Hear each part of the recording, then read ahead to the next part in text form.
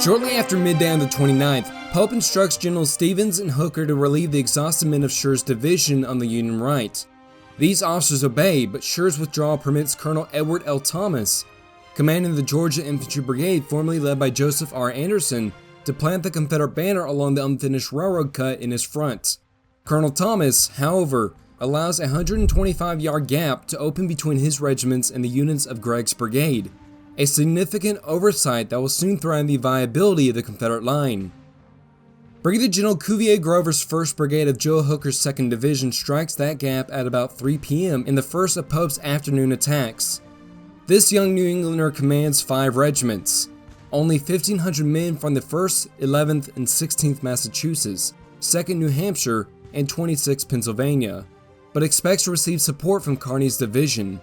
Wishing to avoid the open ground in his immediate front and to form a connection with Phil Kearny's brigades, General Grover angles his brigade toward the right. Although Kearny fails to advance once again, Grover's course brings him, purely by accident, to the gap between Thomas's brigade and Gregg's brigade. With their hearts racing, the Yankees reach a heavily wooded portion of the unfinished railroad bed undetected. The rifled muskets used by both sides are frighteningly effective up to 350 yards.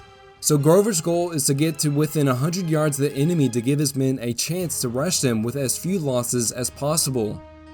With bayonets fixed all along a battlefront 1/4 mile wide, Grover's determined warriors from New England and Pennsylvania charge with a thunderous yell, rapidly reaching Thomas's startled defenders. "I was within 2 rods of the enemy's line before I was aware of it," admitted a Massachusetts volunteer. A soldier in the 45th Georgia recalled that, "I turned and saw the whole regiment getting away, and I followed the example in triple quick time." In matter of moments, Grover has overrun Thomas and isolated Gregg's brigade. Cheers of huzzah ring out throughout the tired and bloody blue line.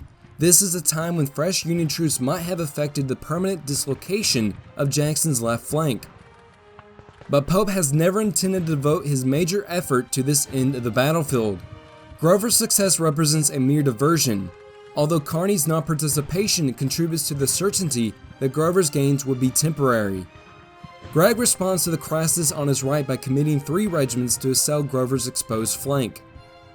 Gregg's brigade is nearing exhaustion, but its short yet fiery commander, who carries his father's Revolutionary War sword, can call on assistance from a Georgia brigade to his right and a North Carolina brigade to his left. North Carolinians under Dorsey Pender appear from Hill's reserve line to press Grover in front. "The effect was terrible," shuddered a soldier from the 1st Massachusetts. "Men dropped in scores, writhing and trying to crawl back or lying immobile and stone dead where they fell." Within 30 minutes of their advance, Grover's men returned to their jump-off points, leaving behind 1/3 of their comrades killed, wounded, or captured.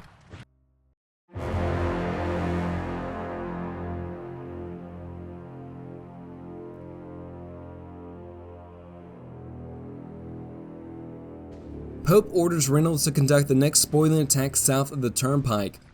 Reynolds, who had watched Longstreet's right wing deploy late in the morning, reports that a large Confederate force menaces his front but dutifully obeys his superior's command. Predictably, Reynolds encounters Longstreet's extensive lines almost immediately. He promptly cancels his demonstration, reiterating to Pope the reality of the situation. The Union Army commander dismisses Reynolds' concern as a case of mistaken identity, absurdly insisting that the Pennsylvanian has actually seen Porter's divisions preparing for their imminent attack against Jackson's flank. In the meantime, Jesse Reno complies with Pope's orders to occupy the rebels in his sector by advancing Colonel James Naugle's 1st Brigade of Reno's 2nd Division. Naugle's experience mirrors that of Grover an hour earlier. His 3 large regiments, the 2nd Maryland, 6th New Hampshire, and 48th Pennsylvania, pierce the Confederate center near the Groveton-Sully Road and sweep Trimble's brigade from the railroad embankment. But without supports, Naugles falls victim to a Confederate counterattack from Jones' brigade, led by Colonel Bradley T. Johnson. Johnson's brigade lands in Naugles' left flank and, assisted by the fresh units of Stark's 2nd Louisiana Brigade, drive Nagle back from his position. The Confederates pursue into the open fields where Union artillery halts their advance. During this charge, a Virginian in Johnson's brigade remembered hearing a thud on my right, as if one had been struck with a heavy fist. Looking around, I saw a man at my side who was standing erect, with his head off and a stream of blood spurting a foot or more from his neck. 3 other Confederates had been killed by the same cannonball. Pope now consolidates his lines, placing McDowell's newly arrived divisions of Hatch and Ricketts on Henry House Hill in support of the justifiably nervous Reynolds, and sends positive orders to Porter to begin his attack. Your line of march brings you on the enemy's right flank.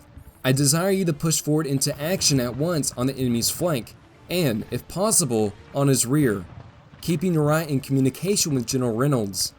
Pope writes this directive at 4:30 p.m., but his aide, Pope's nephew, loses his way and does not deliver the message until 2 hours later. Of course, Pope's instructions are no less impractical in the evening than they are in the afternoon, and Porter cannot execute them. It will be several more hours, however, before the sanguine Union commander will realize this. Expecting Porter's long-anticipated offensive at last to be imminent, Pope renews his order to Kearny to assail Jackson's far left, providing what Pope thinks will be simultaneous pressure against both Confederate flanks. Kearny assembles 10 regiments, some 2,700 men from 3 of his brigades, and prepares to move both astride the unfinished railroad and against Jackson's front, employing support from 20 pieces of artillery.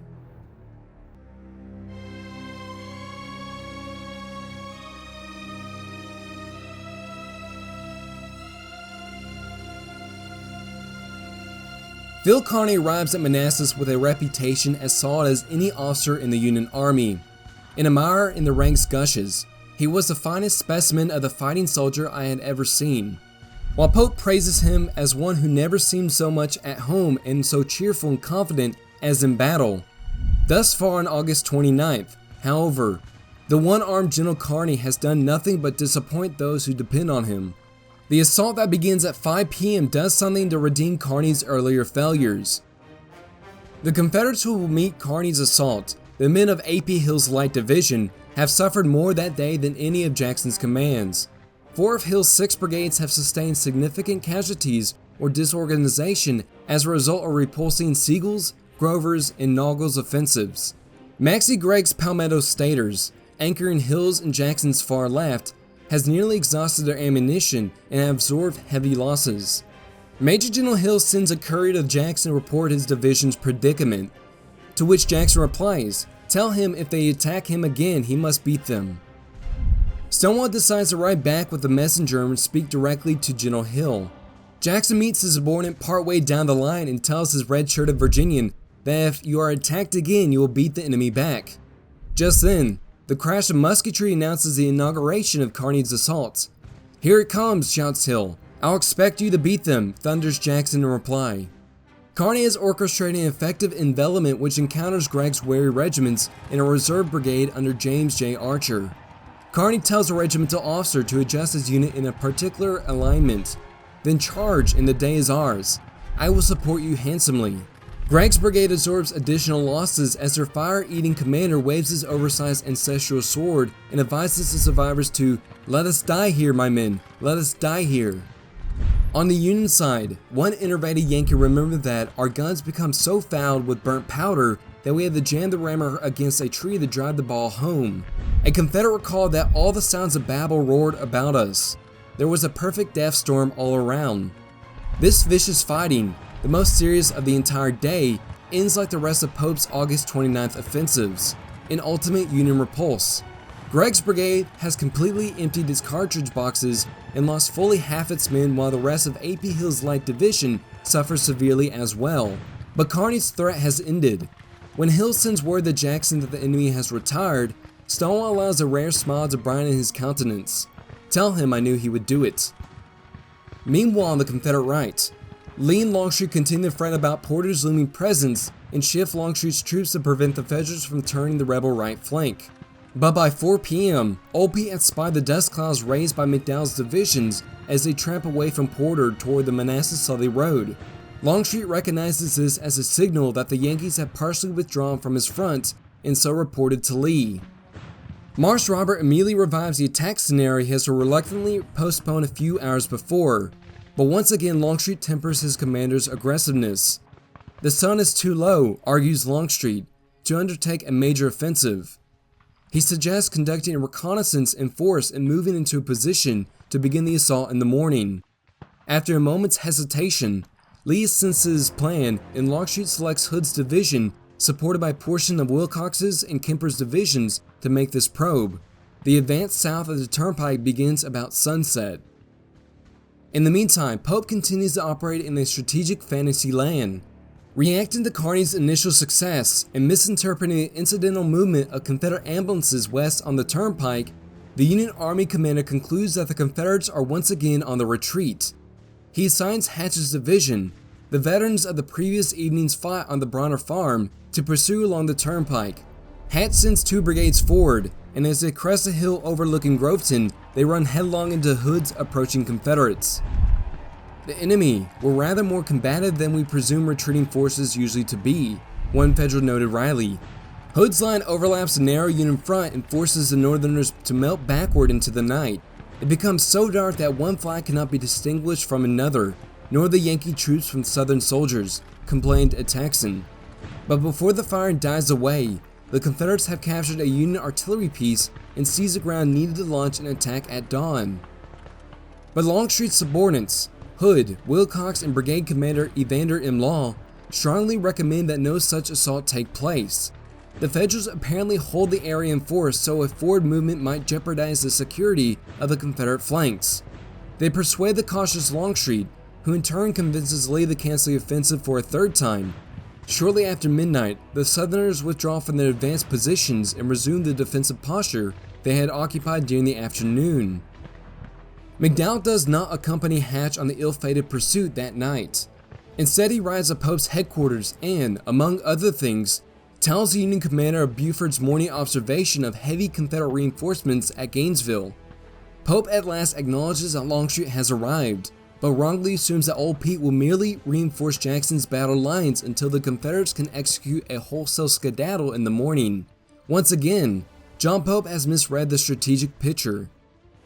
He does understand that Fitz John Porter has utterly failed to undertake the major offensive of the day, angrily denouncing Porter as incompetent at best and traitorous at worst. At 8:50 p.m., Pope forwards peremptory orders for Porter to join the rest of the army by morning. The 5th Corps will participate in Pope's plans to destroy Lee on Saturday, August 30th, whether the Confederates opt to stay and fight or, more likely, attempt to escape.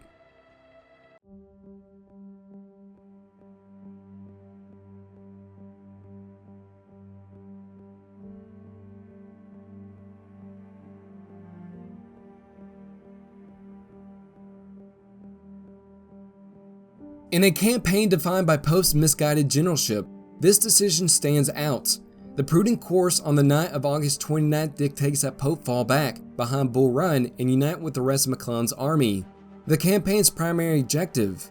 No longer does Pope enjoy numerical superiority over Lee, nor does his army's position provide him any compelling geographical advantage. Moreover, Pope has every reason to believe that melding his army with McClellan's will require a retrograde movement, because Little Mac has done nothing to suggest that he plans to reinforce Pope anytime soon. William B. Franklin's 6th Corps of the Army of the Potomac had arrived in Alexandria on August 26, and Edwin B. Sumner's 2nd Corps appeared 2 days later. Together, these units numbered 25,000 men, a potentially decisive force if they can join Pope at Manassas.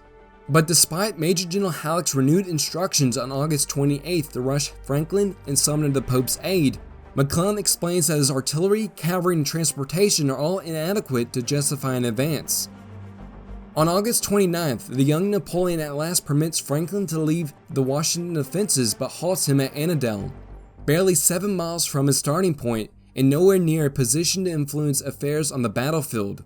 Franklin's men listen passively to the distant rumble of combat while McClellan writes an unreserved letter to his wife in which he calls Pope a fool. That night, Franklin corresponds with Pope under orders from McClellan offering to send supply wagons forward to the Army of Virginia if Pope would kindly provide a cavalry escort, much to Pope's outrage. Little Mac's reluctance to hasten toward Bull Run seems to be from his natural inclination for overcaution rather than bad faith in his Illinois rabble. He believes that Washington's security depends on keeping the remainder of his army intact and that to hurry reinforcements to Pope will entail too great a risk. When McClellan tells Lincoln on August 29th that it will be wise to leave Pope to get out of the scrape, and at once use all of our means to make the capital perfectly safe, he reflects his sincere if tragically misguided vision of the proper course of action.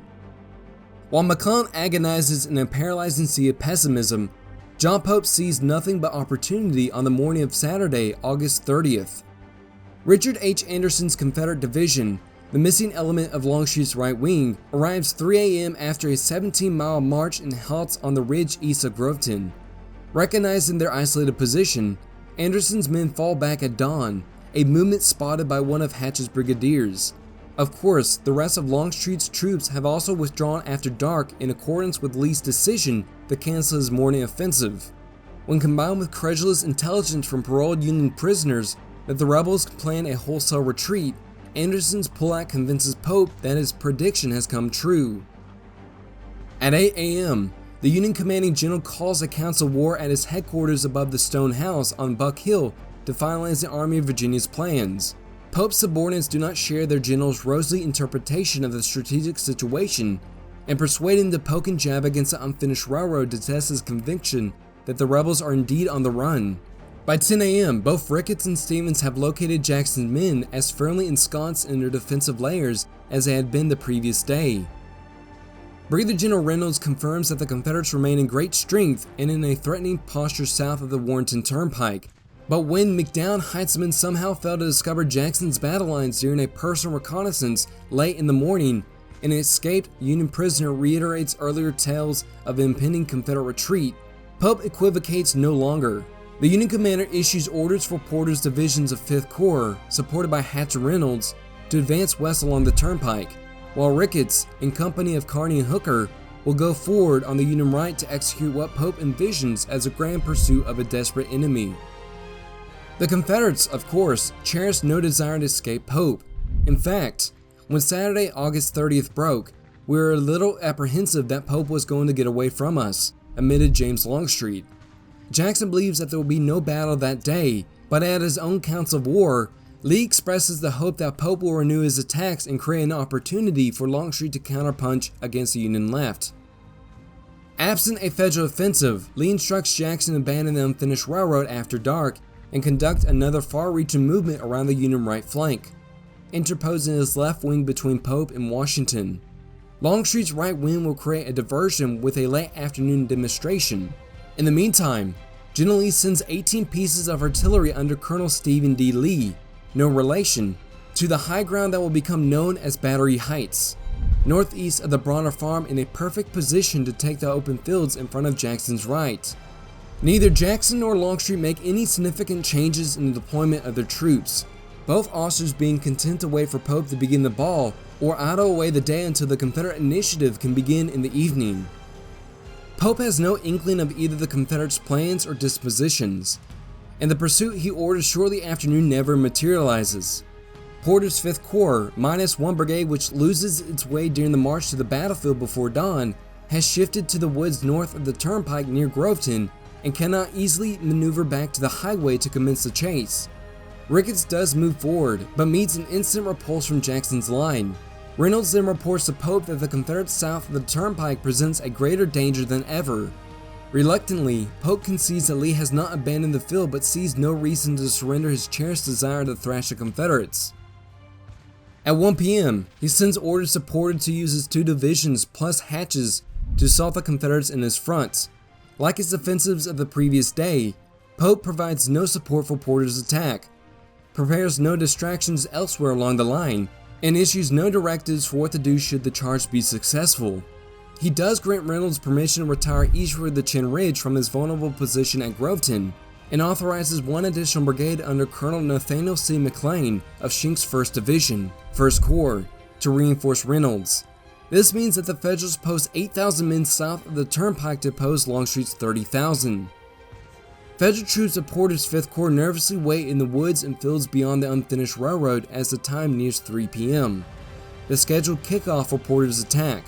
While Porter's men ready themselves for the assault on Jackson's position, Longstreet's men also prepare for what Lee hopes will be the coup de grace of the battle, a hammer blow against Pope's exposed left flank.